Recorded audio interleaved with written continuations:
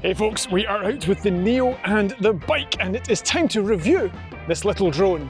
I know you know all the specs by now, so rather than go over old ground, I've got a list of observations from tons of actual use that I think you'll find interesting.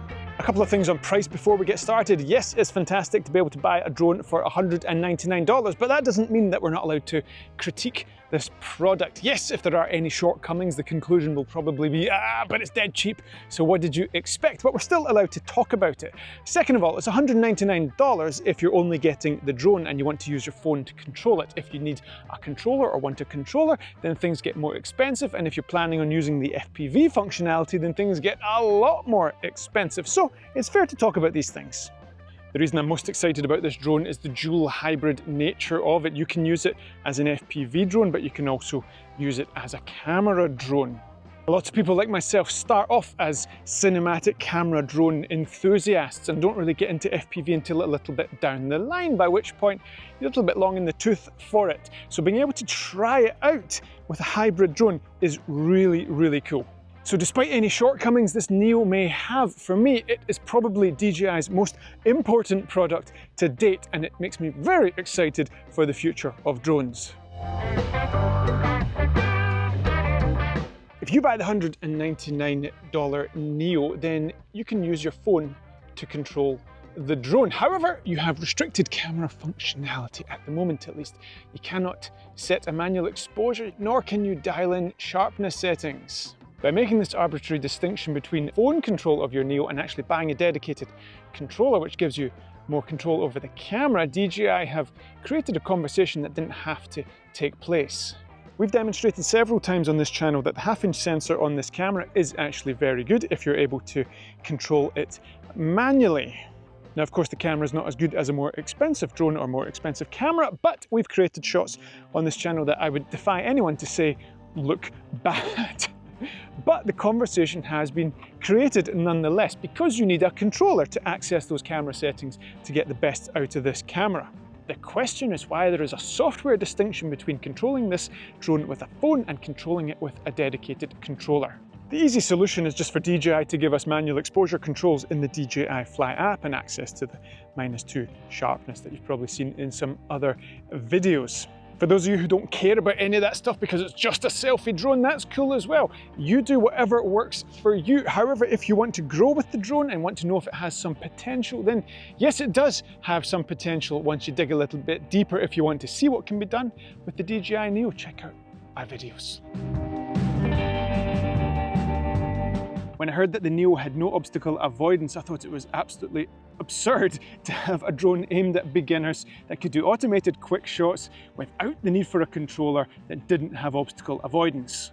However, this is not a powerful drone. It does not get away from you quickly. Those quick shots are all done in pretty close proximity, as little as 2 meters sometimes. And obviously, as you know, the drone is enshrouded in these cages that make it very robust and collision friendly. All that being said, no obstacle avoidance is something to keep in mind. I just had a return to home incident there when the controller was in my backpack. I was cycling along and this thing rocketed off in the wrong direction with no obstacle avoidance. I was able to quickly cancel the return to home on the controller and bring it back myself. But some of the safeguards that we're maybe used to if you've owned a drone before don't come with the Neo. If you want to learn how to actually use your drone and get some amazing footage, then do check all the links in the description to not only our free guides, which I know you will enjoy, but also our premium courses. The DJI Neo is more than powerful enough for its intended use. However, it is not a powerful drone. You will quickly discover that the Neo is most comfortable close to the ground and in close proximity to you and your controller. Take it all the way up in the air at your peril. It's not that the drone won't be able to fly properly. It'll be perfectly happy up there, to be honest with you. The issue is that it will take forever to come back down and even get back to you, and you could find yourself in a low battery warning situation. Battery doesn't last forever, obviously, but get yourself a little power bank so you can charge your battery hub on the go. Especially if you're flying with the phone to control your drone, don't take any chances with the battery warnings. Once the Neo decides that it's run out of battery, it will deposit itself wherever it is flying. And that's not good news if you're off the end of a cliff or over some water. This Neo that I have right here has been mistreated by us, not deliberately, but such is the nature of the beast when you're testing a drone to its limits. We saw it fall about 50 feet, something like that, onto a solid wooden floor. We were flying indoors and it lost GPS. It was too dark in there for the downward sensors to do their job, so it hit the wall and basically dropped 50 feet. Not a scratch on it, straight back up in the air. Now I've actually managed to crack one of the prop guards. Not entirely sure how, but that can be pulled off and replaced without any trouble. Very important to understand that the Neo uses electronic image stabilization to stabilize the footage. There's a one-axis gimbal here, but that doesn't perform any role in terms of stabilizing the footage. That's just so you can tilt the camera up and down. Electronic image stabilization performs a digital realignment of the frames in the software of the camera, unlike the mechanical stabilization you can expect from a three-axis gimbal. EIS is exactly the same system you see on an action camera, and it can perform miracles. However, it requires a fast shutter speed, so there's no motion blur in those frames, so those frames can be digitally realigned. This causes all sorts of problems with ND filters. If you want cinematic footage with nice motion blur, you need ND filters to reduce your shutter speed to double the frame rate and all that good stuff. However, the act of doing that is the exact opposite of what the EIS requires, i.e. a fast shutter speed. Take that shutter speed down to 1/50th, 1/60th of a second and you get blurry artifacts when you're filming. Given that this is a very light drone that goes like this in the wind and relies very heavily on electronic image stabilization, be careful with your ND filters. This might not be the best choice for smooth cinematic footage with nice motion blur. The other thing we've discovered, as much as the EIS is amazing at stabilizing this kind of jitter from side to side and realigning those frames, when you point the gimbal down, do a rocket for example, it cannot stabilize that kind of motion. It's a subtle difference, but you're essentially asking it to stabilize a yawing kind of panning motion when the camera's pointed down like that, and the EIS basically cannot perform in that environment. To that extent, we've yet to actually achieve a successful rocket with this drone, because any amount of wind has actually knocked off the rocket and made the move unusable. And since we're on the topic of stability in the wind, if conditions are calm, yes, this thing is very maneuverable, agile, and it goes where you want it. If there's some wind, then no, not so much. In these shots, I was struggling just to fire this drone a straight line down the road. Now, yes, it's up at a wind farm, but it wasn't actually that windy. Now, as always, it depends what you're used to, depends what your expectations are from a $199 drone, but you need to know these things. I love the fact you only need a phone to control this drone. I think the Mavic Air was the first and only drone that let you do that previously, and I enjoyed that feature very much. Of course, we have limitations in terms of signal strength between the phone and the drone. Wi-Fi gives us about 30 to 50 meters, and it really is limited to that. It will cut out pretty quickly if you turn your back on it, cover it up, get too far away. And also we have camera limitations that will hopefully change in the fullness of time. All that being said, the practicality is impossibly enticing. If it makes you grab a drone and take it with you, all you need is this, and you're going to have your phone anyway. This is a great development. You'd say, oh, well, it's not that big a deal having a controller as well, but sometimes it is. You just want to put that in your pocket, and it is small enough to put in a jacket pocket.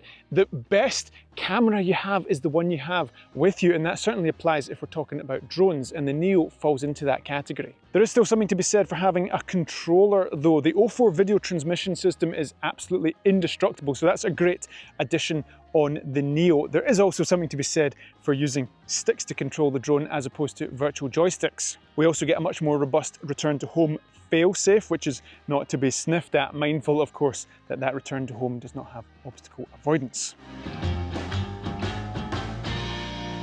I found the tracking performance of this drone to be absolutely outstanding, which is interesting given that it doesn't have obstacle avoidance sensors, which is what the other drones rely on for active track, focus track, for example. That being said, this does the job absolutely brilliantly. If it loses the subject, then it picks the subject up again, more often than not at least, when it finds the subject again. I have found the tracking to be best when it's following from behind. If you do active track, for example, with the controller, with all the other drones, you can circle that drone round and have it at the side of you, you can bring it round to the front, you can put it diagonally, all kinds of stuff.